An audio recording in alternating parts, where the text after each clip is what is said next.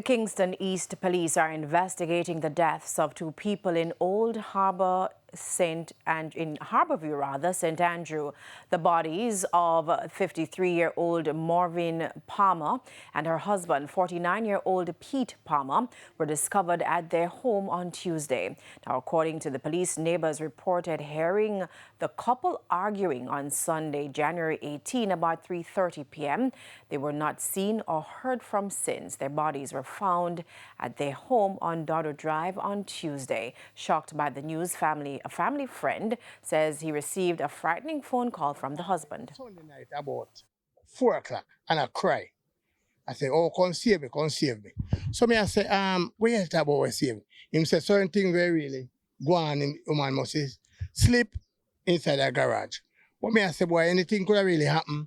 Still in your time, say, boy, I paint a place and thing. I sit to a place when I back there, sit there when I back there, so me I try to say, boy, me I hear me help him with it. So basically, me did help him and thing. But as far as I'm concerned, Mrs. Eddie a rip. Now, the police theorize that Mrs. Palmer was killed by her husband, who then killed himself. The couple had been having marital issues for the last 5 years, it's understood. On January 11, Mrs. Palmer reported that she was physically assaulted by her husband. He was arrested and charged and granted bail. He was scheduled to appear before the Halfway Tree Parish Court on February 12.